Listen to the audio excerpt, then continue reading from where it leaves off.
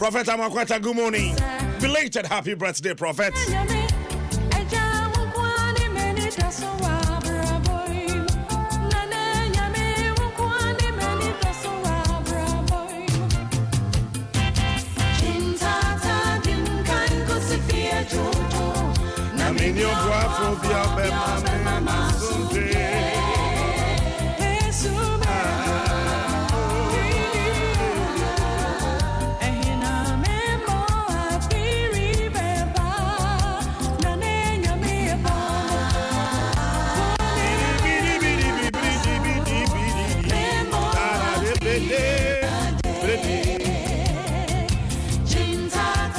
What to say?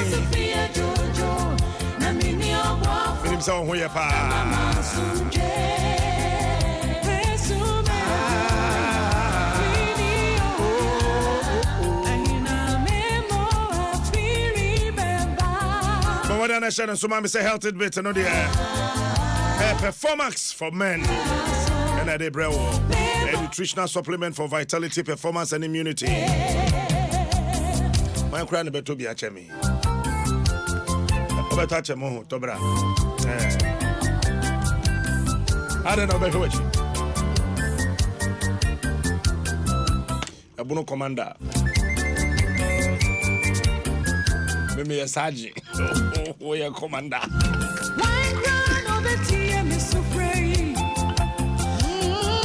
After Saint Victory Homeopathic Clinic in Soweka home. Secondary and syphilis, how infertility and miscarriage, how I drink. Whisperings, spondylosis, stroke and diabetes, malaria and typhoid fever, bad breath and bleeding piles, Bomodia, Nabraya, say, oh, condition.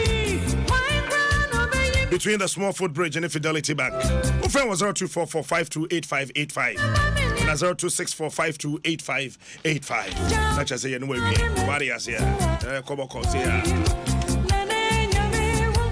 And then we a family also bebaso.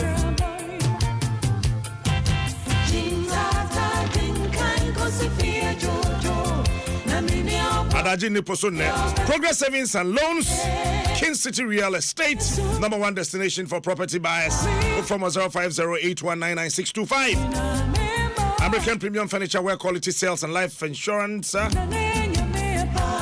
Your advantage. Castro Oil. It is more than just oil. This is liquid engineering. Scientific Clinic, allow Shafi God is the healer. Lily Sunflower Oil, tasty food, happy family. Tabia Heba, make sure you're true and authentic Heba medicine. Vodafone, the future is exciting. Ready? And a Enterprise Life Insurance. Your advantage. Progress Savings and Loans. And Koswonkwa.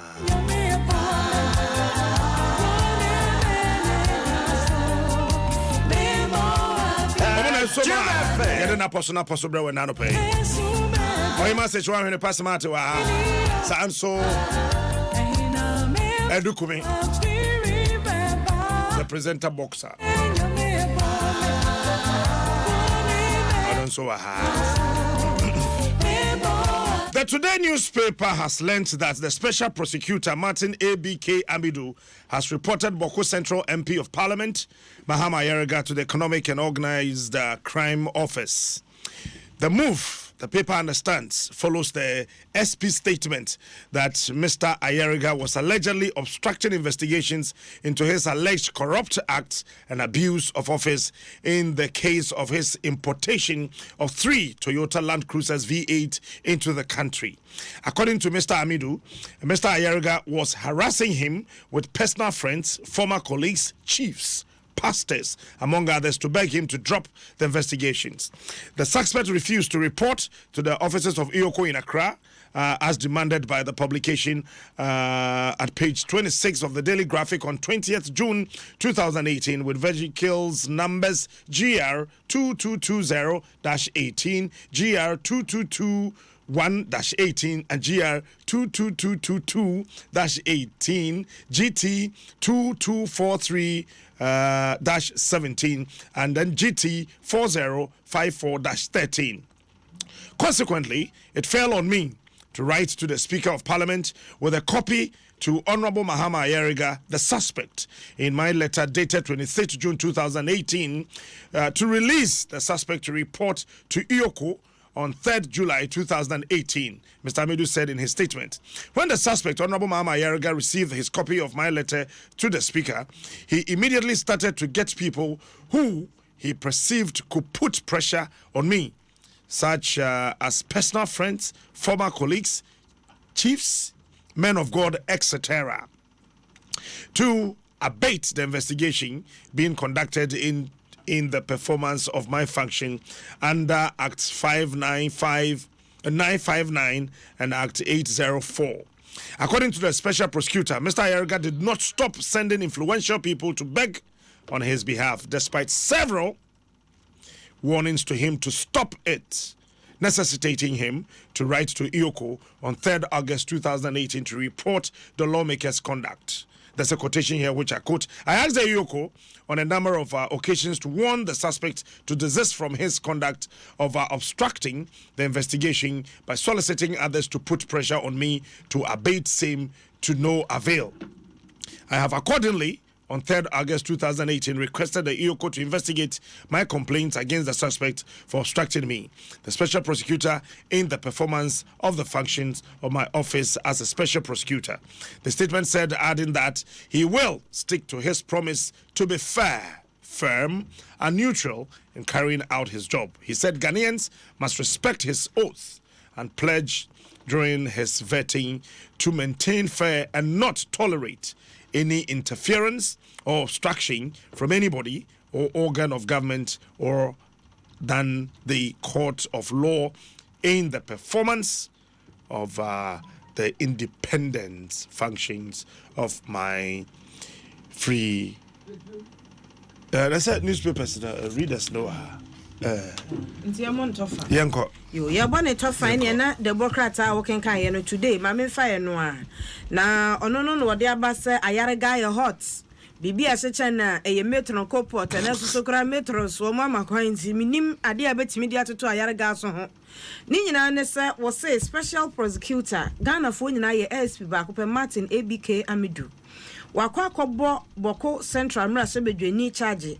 Edi achre Economic and Organized Crime Officer a krachene tete no ade a woya no no wanhwe ya no ama odi hu akwa communicate say na adwuma waswai sa odi oya magana fo se de be apone kankan keta asehye esu betwa e wo Ghana ha no entimi amam na Democrat isi wodi asem no achi no anu do hu wo mu ene say wo se yera yarega ena masofo yera matina midunni namfonom enipa wo mu odin awo Ghana hanom wo so ene odi dwanto anam wo se mfa nkonkoma yera ABK Amidu se de be ya nhwehwemu a wakase wo ye ewo V8 makomakom yensa bi a wo kraye na wo nam kuntuna sekwanso nti wantua to amfa Ghana ban no ankasa nhwehwemu no wo mpangu na owura Amidu ne kwadu no mu ene wo kire se de ha no kraye ehimfu bi a ofere wo mo pa ne namfunum bi a wo no mabokosua tafrache asofo bi a wo mo kasa na nakoma bubuo ene wo de chopa no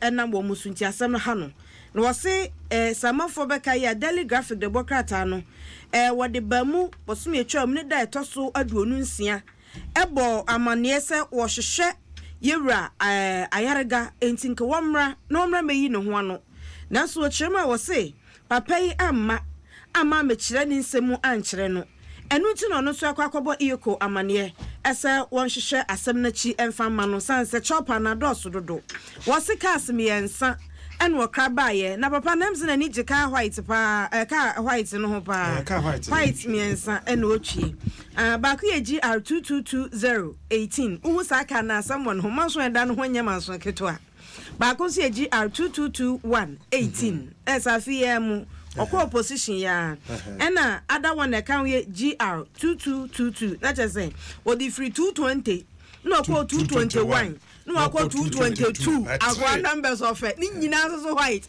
you are now 120 the kind not 21 not 22 if you ask be there obi be chaluto presidential ambition hankrofo krom ha presidential ambition hankrofo oh yeah shows onya obedi there be some go slow wani mu there shows onya obedi then na ho ye se sia what we pa nya se kodia oni Some me 20 to me dear me. Obi so be prama na to no. Omo for so omo hondo. Eti yase to na ewo ho no. Wodi nkrata bi efrim rasebedwom de ye fa so e de krankra eka e de brem rasebedwafo no. E na afa so SG ese omo ye den Societe General. Nti SG SSB omo. Aha. E na afa omo hotumi e na odi kra cars ne buy na we kra ye used cars enye brand new cars na ya ye kra no. Na no e na ne ho aba asem a Democrat e de abase. When duty. E was otua. Na so twefem. Eti say de watwe fam bebe. And I see a boy chiranka na kwada kokotwe wan kotua na we simple so unim say bia e chopan ba ya na so utie Martin Amidu asem ya asem na nkasa wo ho na we se de osi tata no na wa report wa ma yuko so munye hwehwemu fa ho we common sense utie no utie interest wo di mirika ko na wa kotua ebi ni ho taxes no boko ebi ni ho ebia. Oh, and you know, so we propose data checks. Now those salaries here, no. You are done. Ghana Revenue Authority. Obo mo check. The hands be go through. On meje go. Ebrane so anu makoyi. Ebrane so anu makoyi. Wo de no mo kwatena se negotiate. Well simple. We are, but I know mo fit so mo MPs. Yeah, minister. Obe ni egu anim asepa. Ye be bu agum. Oh, Martin Amidu so nam hoyi. Asem e free so oba ye nyina ope ejajata wasi nguram. Na na say document or present the koyi cars no. Say na oni tumi so we use so enye ono nko a. Eti minim say ABK Amidu ni hwehwe mu ankasa na obeye no. Enye papa nko a na wo say ye ka na asem. Ya eto da bi a nipa ba ko pa bi din na ba eti say former energy minister Yasemi papa nko di ne yebo enso omo hyase bebre omo hyase lawyer for president who asante be dey to kan eno de minimara na enso ni nyina chi no ya body na ya fa obi anka ho eno ti na minority class asante be dey to yempam no adekuna ka ho o ministry ba bia asamba pe na ya yagu government appointee na ho no so enso chief directors na ho technocrats na ho no ebia pro na so mo ntino man wagadra na nipa no no de ye betimi ahon no anytime no ono nko ndi nti da bia na kro no no ho enti enyo ono nko a I was saying yes auditor general report ba yes ye hu I was saying hwemu koso one director no otu minister ne for na wanfa ana so wantu ne fokra ana so ono so ehye ne kutupa ene nam so ekofa asem we nyina baaye na se ye beka se nipa ba akopɛ ye ne ye mpatadwan no bia o se abaye bo adwuma ne ye de hon de ha adwene kakra so mama na me beauty mfa nate on a year executive secretary Magana Anti-Corruption Coalition.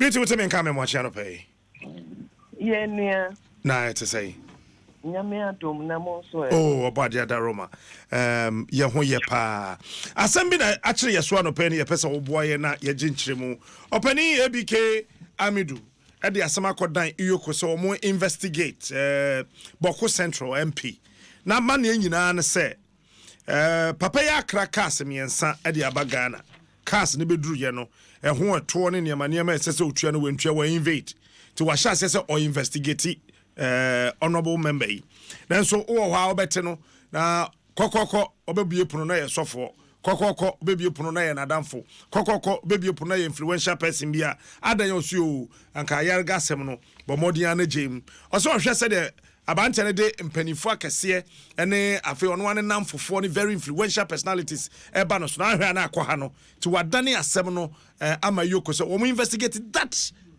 part of the matter say ordin crofo harassing on all struct ejuma say oye as special prosecutor yes I'm gonna say this matter sign say ye no yo meti kai echia otiefuo nyina na ye betu keta sene employer asia na say ye de emra no eye ejuma enti no edi kan no se wohwe a yemra no ana se special prosecutor no emana manitumi a se otumi di ejuma enti no se wohwe emra na nanka Martin Amidu se odi tumi na emra na edi ahye anasa edi ama no onfanye ejuma esan se ketasehye ne mpoye yebetu ase a ye hwese ebi a yebeye nhwehwenim anase obi eba beye intervention ama obi eno no emra no enkyeresa enti no enye bibi a emra no fo aso so obi eba be plead on behalf of anyone na eno so ema a creative perception and as impression say na say bibi wo ho a enye enti na nipa no ede sa nkofo no eba say omo be pacho na ache ubebisa wo ho say ede ho na se wonye boni bia na se wo ho embon hwe a adenti na ubema nkofo aba be intervene enti no that also creates that impression say na say bibi wo ho a wo pese wo di sie because se wo hwe ketasehye ne employer bibi a nkofo ye no wakukom a ye hu enti say wo expose corruption eno na say it creates that panic to na nkofo pese omo kata niema so enti na ye bibi a yen Ghana Anti-Corruption Coalition yenfa yenjin to say obi ye investigation na yebema nkofo abepacho na nia eye asefem ne say nkofo a yebo mudin no omo nyina ye nkofo a Ghana age atomo say they should help fight corruption. Esan say wo hwe ye National Anti-Corruption Action Plan na ya list asofo yeah, any religious heads of religious religious groups nyina eka ho meka religious groups anenya asofo per Muslims ne other faith beliefs nyina eka ho say they because we each play a role in fighting corruption. It is a ban say obi engage in bibi na ye investigate na say ye nhwehwemu a na ye de nieme bi esese kwa na chese emboa enti no yes ye de sa nkofo na omo intervene no na say ye de omudimpo etudwa na obi ehu say nia omo ye nie.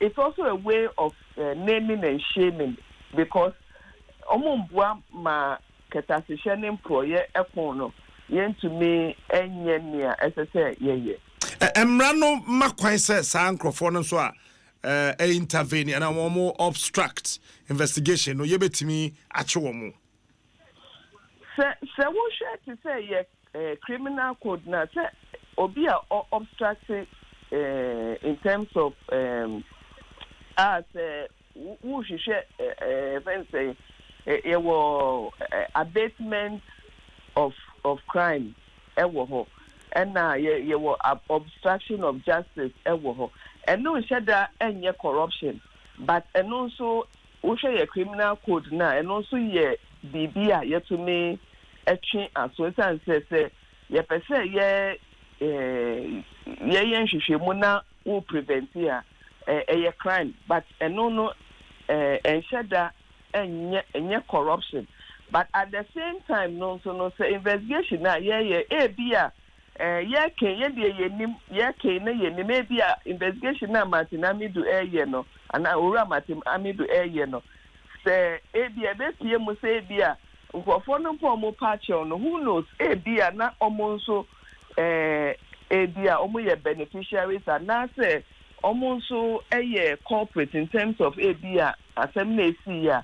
And no a different issue, but in terms of obstruction of justice, any Sandia Manadia, and also a one suchia, yet to me, editing, even say security officer, and Puana say, if I say the police me for Chubina who preventing from say, or bet you be yet to me, my association, and no, Emrana Wawa, Eshesa.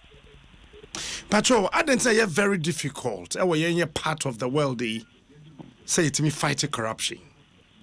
Nentia, to me difficult ne say ade ba kwa ya hye ne ho so ne say yenya yenyina yentumi enya kukudu enhu ne say ye bibia eboa ye man no enti no say yan hu say ye bibia eboa ye man na pese me nkonya ya bem na ayete say me na se etu we ya eno no na pese we na ato no enye me se ye fa de ye nyina ye hu se corruption e bibia ha Ghana e bibia be ha ye daachi e bibia be ha ye daachi ma eno no eboa ma nyina ye hu se ye de ye hu jimu a na pese ye jiga na efi ohawmo ye jiga na efi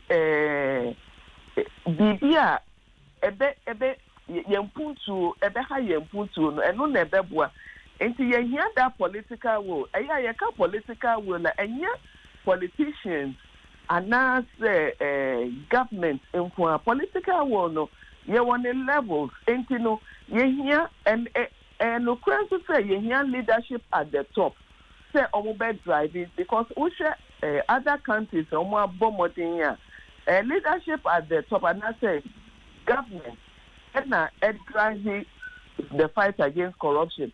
But aside that, no, every citizen has a role to play in the fight against corruption because best supporting that process. Best that process no I go to no say to me who are then na ye name no say we a corruption na eboa na yamfa labels edimo to me label no say be a witch hunting especially say aban esesa na aban fufuro ba na ye label no say witch hunting eno no enye we but finally na me say ehia ye kese na say weak institutions are esesa omoye strong omoye independent no say ye nya ne sa na say obi enhye say ebia meduma is at risk enti no ebia say me pursue and I say me investigate and me punish issues of corruption ebia na obi atata me efi abemo no no say no so efi one institutions no omoye strong omoye independent na omutumi ye omeduma without fear or favor no buapa to me at the current auditor general I am found to who says yina yadi to musenia oye meduma efa niema odi PAP oma ye audit report yetumi nya ne first na etumi che answer yenya sisi ya na oye wie ya na yensa ka na ye hu niema ewo mu no this is why this is how we hope say all the independent institutions obia betunya ye neduma independently or omunfa ehu bia enhyomumu eno no ebeboa emagana etumi atompon beauty be that pa bibia be twa mesato nsafreo Beauty MFA not a executive secretary Magana Anti-Corruption Coalition. Chief Inspector Edward Afo, retired former prosecutor. Chief Okresa, good morning, sir. No mistake, sir. Good morning. What's up, from today? Nyamia do me hoya na wonso e. Already Adom be brave. But was a institution be a year mandated a year investigation. No OBC actually as a jai me patro facheno na sa won e intervene no the omo ye netiamra na say no de enye hwe. Yes, etiamra pa and our criminal code no. The public officer be a ye ni duty. Na se wo fie tire na wo prevent nipa no from adwuma ise so wo ye de bo man na a criminal offense na your offense ni mienu you could be charged for obstruction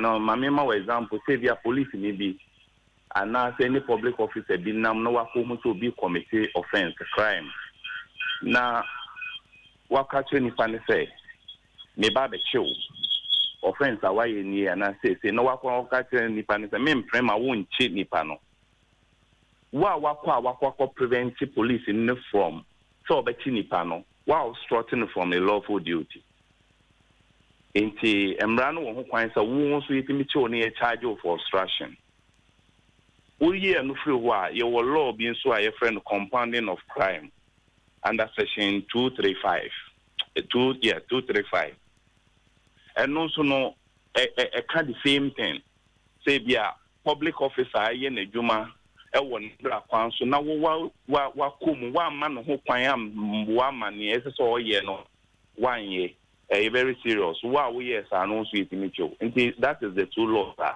e wo asam no minim say bia redly wo kai asotwe wo ho ma wo etesa na see me unfortunately me criminal code because offenses there goes with its punishment. Okay. Na me ni wa but I don't think say offenses ni na any serious and me sure say best second degree felony misdemeanor. Yeah, okay. I can't be specific, but asotwe wo ho I know the asotwe wo ho and na judge no so what's your consumer on offense of obstruction and a compounding crime no or share the gravity of offense near the wabano. Okay. The nature of some na abano. Kwanya ufa so ubuaye wo crime no and san wa hwe ho atwa so I'm say most of our social the area na to the discretion of a judge. Into no be hwe kwanya ufa so awure mu what was the nature of offense no ni awo ye ya wo de boy se na be ma crime corona koso anti a wo ma che wo de wa ba no eno na judge ne be hwe ni nyina no wa hwe ho asotwe na ode ama wo that just says sofo ne so called influential personalities ne ahemfo no ye betimi a che won very serious and I'm very happy this is coming out because I don't know Emma or mine koso so one more into ubega police so bebre wo ho kwan so metima ye won adwuma. Now some crofo bebre I remember say yem papa Kofi Buache some time back or the sasem we betu dwa bra no oye regional commander wo Kumase so wo ma police adwuma anko so edu ba bi na nsam ba mpenfo ba hemfo ba asofo ba emma adwuma is say public officer no oye woni we mu no nya ho na more especially politicians a very serious thing. It is a side way banner kay adwuma nka me ebe me de papa ebe me de ebe ma obia te se obia ye bone a obia nkonko wrem emra no be ye na adwuma de ebe ma obia nso ehu aka obia se onfa no ho nkonko hye ne ma bone because so ye bone a obia ni wo baba bedi wachi. I remember say me so no me ma me to me fobi okachem say hey muni mu say fini fie into so okona koye bone a me ndi wachi. That is the first lesson I me de ma me o mabrabo mu ama manyia ma up to now ni hu wo me mu because bibia me hwe mechi so into say yen nyina ba be hu wo man ni mu say emra wo ho so if you go to the fourth emra na obi eni wo bedi wachi da emra ne wo bedi a eboa ma o man na koso eboa ma police for ye won adwuma there will not be a kind of fear. But the police in any general now no ye na adwuma like other developed countries are without any intimidation. Police in any general wa fa say we ye nipa say emra no na on enforce wa ubo say bibia be koso wa no na police ni be chi obi a no be you be free ho klo ba be do office no ya free penyi we na penyi we fi ha na ye fi we ubo say demoralize the spirit that you have to perform as a public officer. It is as near my me start ya me there ye the radius MP nemra na sa we penyi wo fi na wakola di bonia won say we di bonia sem bra na ye adwuma onko na o de chopa bia kwa ba. Mami na was Chief Inspector. Chief Inspector Edward Afo, a former prosecutor, a retired police officer. Pacho, yawada na MTN the Yellow Thursday Saba. Then on a banner sa na say movie scene o big screen scene na MTN are take you over. What do you say? Obaba modia or silver bed ticket no. with the MTN mobile money no better say pa. What toy are you about quack free? What you do be a can walk MTN everywhere you go. Malaria na hawa shenen so ne hunu say Zoatem and ni edro ba ko pass say wokrum ha kutia malaria papa malaria ho din na say ya tragu because of Zoatem but your top Apple Healthcare Limited na a Krendry at the bar one more Tema Community 25 Health Plaza Dynamo from 020-431-0031 or 055-000-5363 Zoatem, your family friend against malaria. Sounds now don't praise said when him that I know ebebaso. Dan entry Hamilton Ejnem Sax Bossa Kahon Willie and Mike Max Praise Pastor Kwame Manukuri, Kwame Kweku Jesse, and Afe Elder Emreku, and Ebenezer Benjamin, the Trinity friend of Eben. One minute be who 31st of August, our Perez Dome, our Jolu, and Krahaya. Patrocian and Suman Bium said, Grace Homeopathic Clinic, say and Frosebra. Stroke in a war when I how no. Bosumi and Sakosi Bosumin say, be too free, that they are more dense from Copa, etime at the Abreu.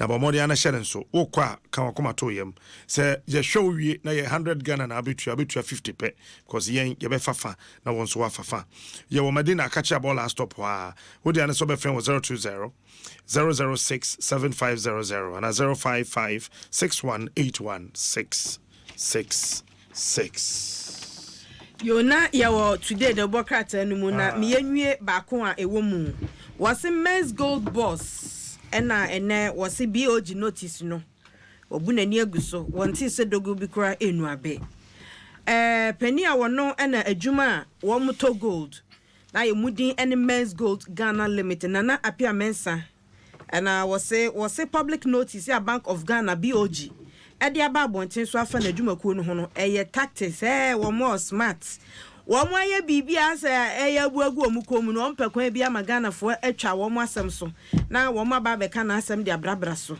na wo say Bank of Ghana Ejna Institutions Act 2016 at 930 no so ena wo de edi ni ginasie ba ye efa Men's Gold ho na so apia mensa say diversionary tactics na say ye kwan a wo fa so adane amanfo adwen afiri asemba potin no Bank of Ghana at the Krata Babonten so Mrs. Caroline Otu, Secretary to Governor, Dr. Ines Addison, and Natasha Sia, was in Men's Gold Ghana Limited. No, what we need to me, and more crimes or no baby dresser or didn't see KBC, and I said, Bibia, a year drettery, whatever more so moon fancy. Now, Wabu Moko wine, cocoa 2, cocoa 3, cocoa 4, cocoa 5, a year do ha. Men's Gold ain't ye, ain't now mamma said to say, Ghana need be an Men's Gold, a bedidra.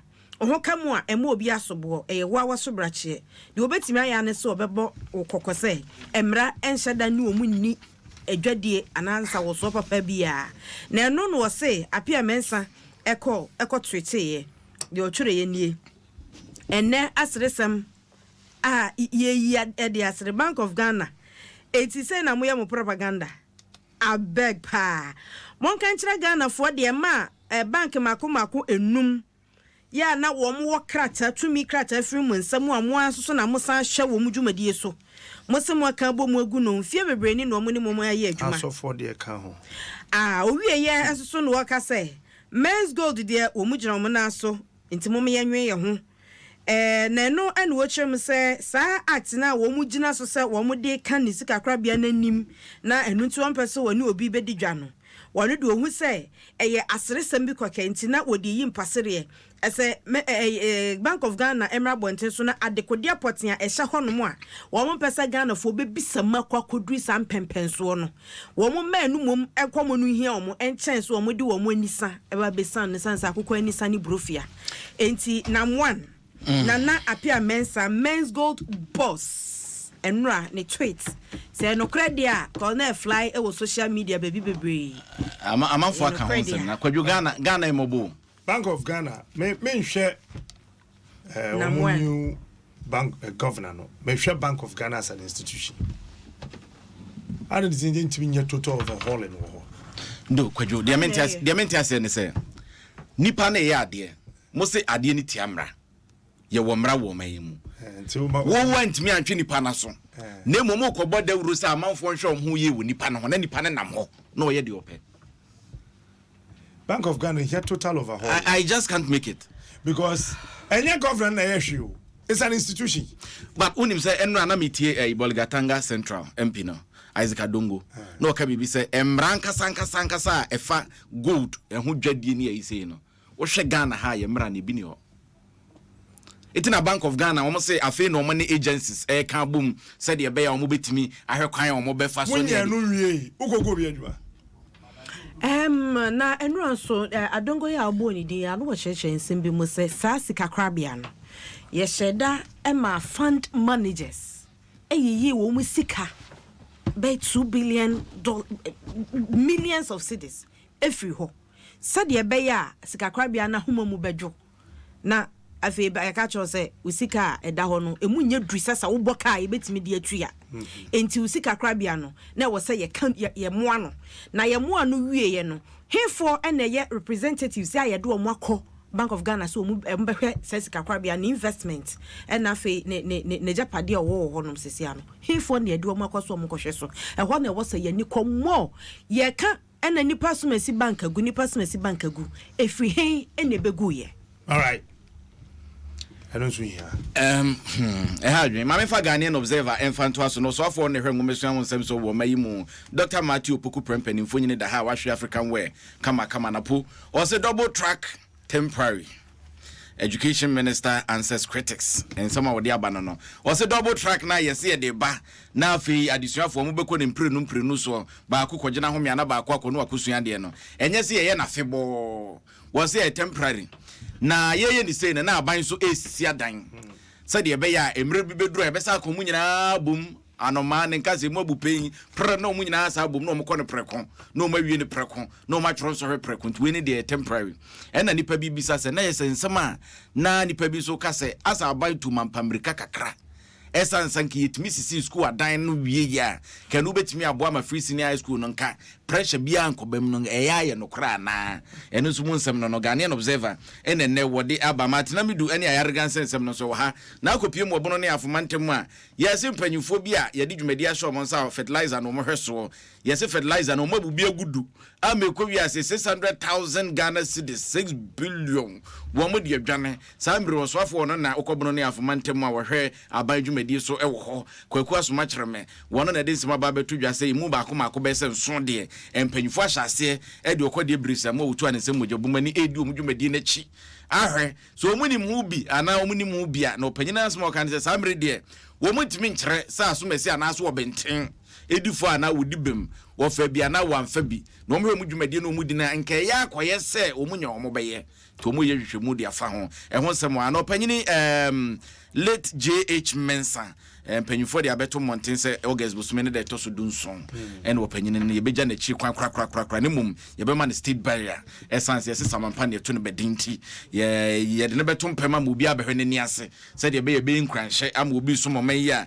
no hu so osum na osum ne ye a abasobode kese e Ghanaian observer ensem bi ka we hu no de bae yo ene na delegate Democrat ene nam de akosua cartoon ene ehase wo sha akosua cartoon a wode abaga na abeti ayare na de soso modu ayare cough by abetwam ayare pros ene sese aba na wo hwe be me ya wote answer de ne spectacle etie pa de a me aminim drawing say me draw Mr. Martin me draw say ya na me draw no na de akosua pa kire na minim na pampama ene wode ato an say we dey beg for him atonement of sin ena usha de wodi kan ya echa ese no echa mbro nyache ena cross kakra se nwie boso e de Yesu krato so obeyira wo so eso papa ena ebo animu na ahwe batakari akese ne nketoa woni etefo kanche na nipa bi egina kire ha wo mu awo entaban na chese omo abofo na ayata frim ne ayata fri ena ya kire a wo mu apampam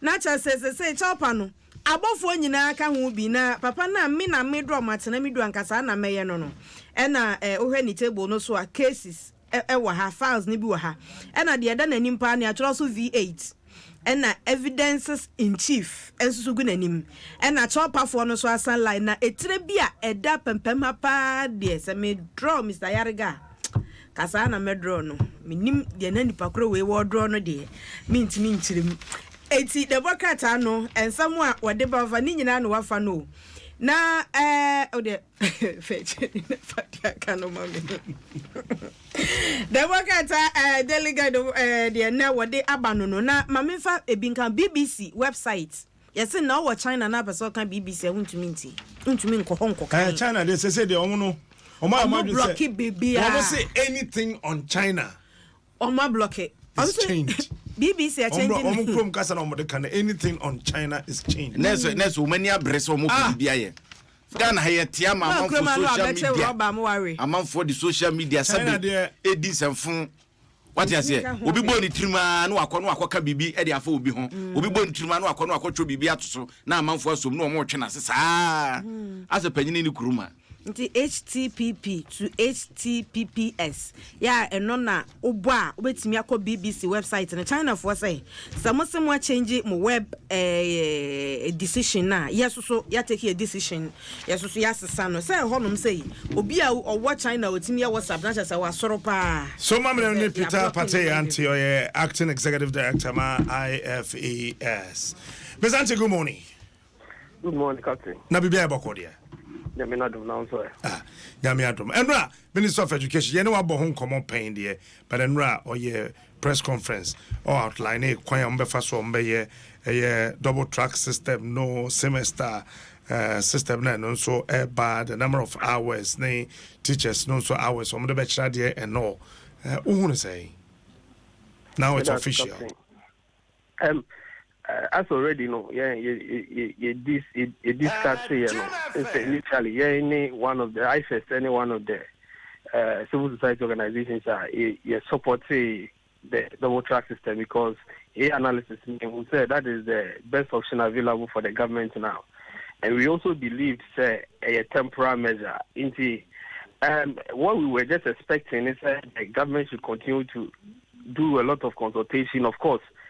Last week Saturday, government ministry, MET, all civil society organizations, Fiesta Royale, we were part of the discussions, APOSO, and minister, and so I press conference this week. Indeed, we believe they are on course. Just an issue being a PMO,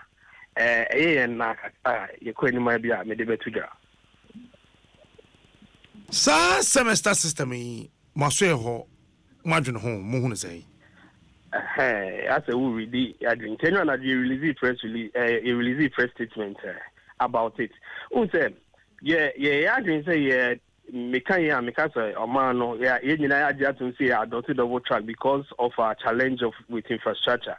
Now double track no say ebema nipa nkwala ni bebre atimi akọ school at the same time no ma obi anka obekeke no wetimi anya ho akọ school no na because ye be alternating no say ye ka say ye no the trimester system IFS and second term third term na be short breaks nti bia na bofra bi wa Accra na obe school wo Cape Coast Wesley Girls ye makwan a obekọ fie okodi be bia 2-3 weeks 1 month so samba because a trimester na sana ke bitimi yaye inti na ya adopt the semester system inti ideally double track system no any semester system no go hand in hand inti the ministry ni agia to mu say omo be double track na ye temporary there. We do not understand the reason why the ministry is saying that the semester system is going to be permanent. And for that one, I said we don't support it at all. We believe the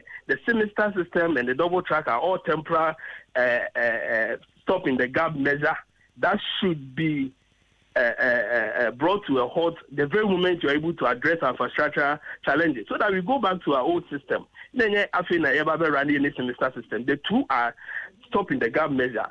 And they should be temporary and not permanent, as the minister sought to communicate to us and Rano.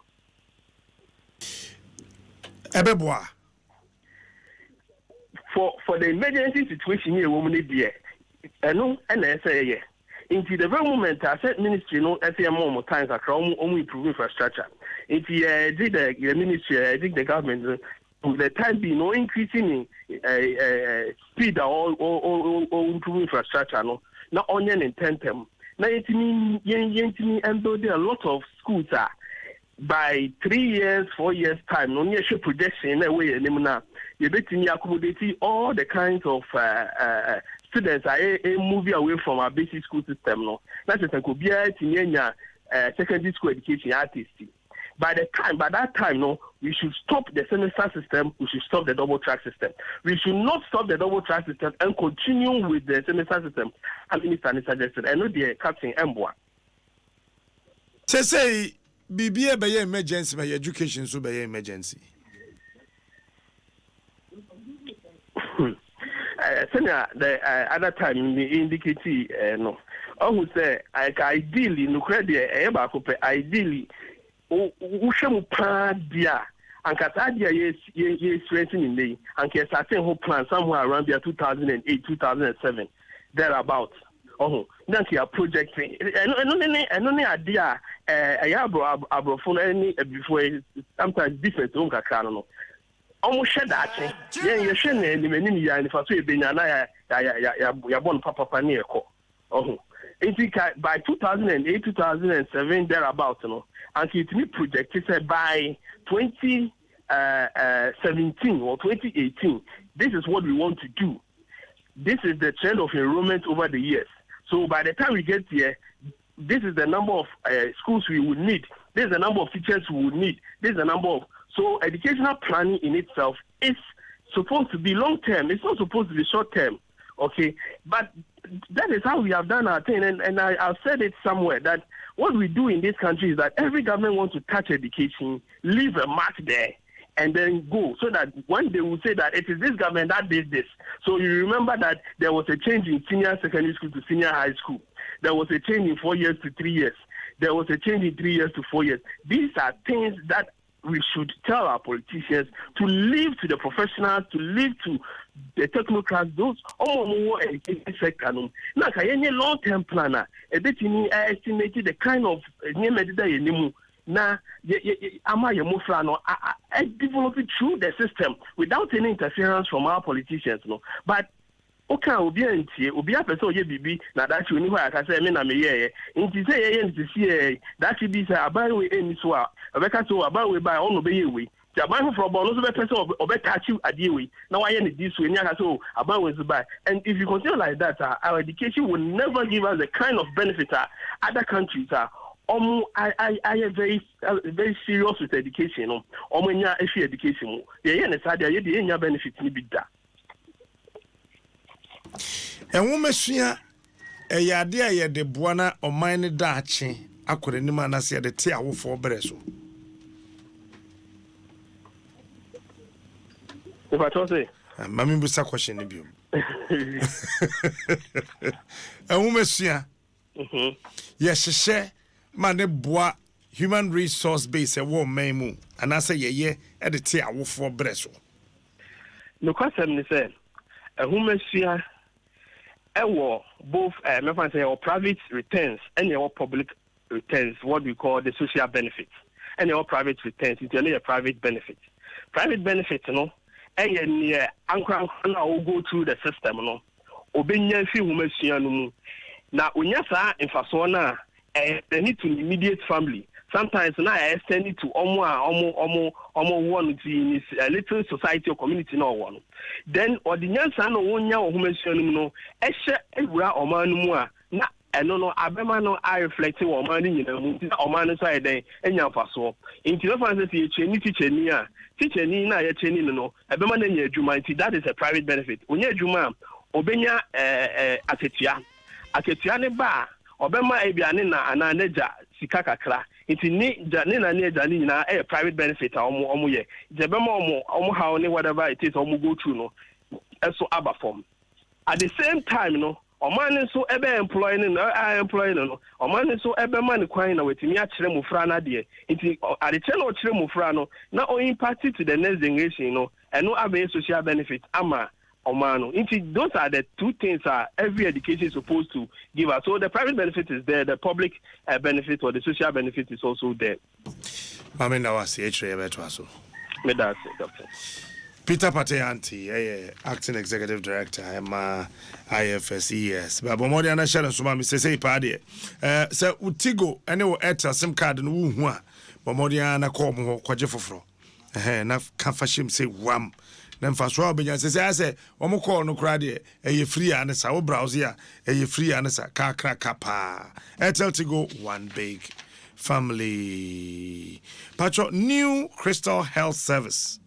Oma ye dwuma mfie dunum omso mo danyame ase oma dwuma ye fo ene mo amokọ ho nyina sese de akoye ne say sense o madi mfie dunum nti okọ ho kwasa ho ye de ya na ya 50% de afiri so nti ka bia obebo bia ne na ochem na wafafa na yesu ya fafa omo se bra wani waso bano say laboratory services ye wo ho behwe wakoma scan ahodo x-ray nyina no beye mema no clinic papa urologist kama eto your herbal stock physiotherapy so acupuncture and the pa honam no yo said the ade no water so na chese bibia akwa kama at the amount myself from 054 999 6399 or 050 714 49096 Yebang Community 5 and 6 traffic light behind Olam Senior High School opposite the Deeper Life Church our Tema Community 1 New Crystal Health Service growing together in good health Adom online and so kind story say yeah, to also the Enfa Daily Graphic, Enfa to also na Daily Graphic, what day and Simbi Abba trimester ne semester and semno ewaha. I say dear, yes, say adopted semester instead of trimester. I no Bosumi and Sebiano and Cranbema Quino Mabefi. Say dear, Bosumi Sebiana just Yamaquan and Crano, if you ma bet if you need so ekusqua, a munsem ewanara. Yes, say and penny for Moya Juma, Adentemo Dantemunia Chachopoa, small and medium scale industries. No, say Mubesa 1,350. O man penyina mo muska so o monye na o monfanye dwetire no monfanko bo mo bra o mumie bia dwuma magana fo nya binye na anya hwekra na wo so mutimi hwehunu se nipa be se mpemaduasa 30,000 betimi anya adwuma ye e wo afi entem ye ebi mo ha ye mo 10,000 Ghana cedis quantity ska 100 million ebi so nya 100,000 Ghana cedis 1 billion so o monye na o mudwumadi o mudi no monfanko wurem na ehwemu ne kyese nipa be se 7,000 ene de nkrata ba ye e be kire o mutiri mu po adwuma mo pese o mo ye ene kwa mo be so betimi ama adwuma na nyini sede be ya Ghana fo betimi anya homfaso ene ho adododo a nanso kowi ase no mampanyini SM eyi mu 1,350 wo mo na sambre ya mo muska ebi nya 10,000 ebi so nya 100,000 Ghana cedis e ho nsem wa sanso na yarga ene matiamidu ensensem no so e wo ha ene Daily Graphic ensem bi kan we ho na yase dwumadi kese bi ko so agenda ministry ene de sa dwumadi ne hyehye so na anu ene oto ne nsa e de frɛ Ghana fo so momra ne anwodwene ho e kwan e befa so Ghana fo ma ye betimi abom ho ba enkanka wo ba wodi mfie san a ene wo so wotimi ware emra ne sese kyerese wodi mfie du nwotwe a wotimi ware dunsia timi ne da so te ase ma so te ase a ba du nwotwe de wotimi ware no nti se ebi mo se ye ma ne ngo ha ebi mo so se nke yensesem yensesem de ama ebinum so se yensesem no obetimi ne akwada wadi mfie dunsia ada once na kwala na nyensen emra kyerese untumi nware no na nyensen no ye ne den na obahwe no ma na wo Debi so obe wie no nya 18 obe wie no nya 18 still obi so nya 18 wa wo no so nya kunu anya hwe but there was a boy enkra no ho ba enti ya fa nko say 18 keko 18 okọ 18 onu so ware no nye owo no nya o say ne dey wadu time between go person ware now between so 40 years oni kunu me pa chese owo 16 no kwanyem nti ye problem ana say owo 16 e wutumi ne da ti calculation na akosi eka na wo na so wutimi ware no se 16 by also wutimi ware no se my kra 16 no wutimi ne dadia e ati no hu me ani on ne ware okay me hu ba because okay oni ni pananyem o 16 years ona na koda ba akopɛ ona ne dawie no wanyem obewo no plus 9 months na ibia emfa so 17 years aka afiansa no wanya 18 1 year na dem finfin no ho no bibia timi si o akwande benante kodo ya mena ya brena ene kolane de benante ansa na mekono mia menua gift mo hwa bo tradition hu fa nyamra mo ti Ghana ewie bomu na mo fabro ni mra na mo de abetu krum say no near how no yeah you must no subject say China you WhatsApp nya adwuma Facebook nko ho almost the mo Twitter no no pena ye adwuma ho kan regulate maji bibia egum okrom ha bibia everything goes you school school akusua ye pi r square akusua ye tita tan sign course ne ho ahwa esua nyina fa so bia de so adwene me etimi dwen yie me ma me ba ya o ken calculate me kosua atwi such way kwame nkrumah no ministers makomako enan na won ko school da on bo bra papa you go school omo ya de papa na Ghana ko si sen mo tan ne mo pa aro square omo document bia no mo mako school no ene tintin eni pe hia omo pa wo kroma professors well school ye omo be nso chen obi a school ye professors now so at the end of the day PhD I am fine show hia omo papa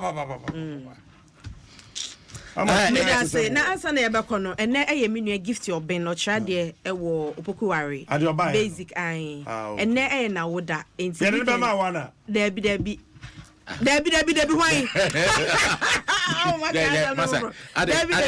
god onya wana awana obi e dada na no ni nam doma awa ka no okay me fa no ma hwan aiwa sa aiwa mfisa I want to gift. Ni fisa say ni butuma na ni fi. Okay, second answer. Na bia am de ne ma no.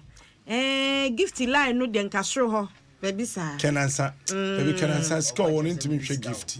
Oh yeah, sure. Abi. Gift de na numa bia. Njabotre. And I can't. Na wu nim say na numa bia na ka de ma wana. O pa so de awala jiska duara.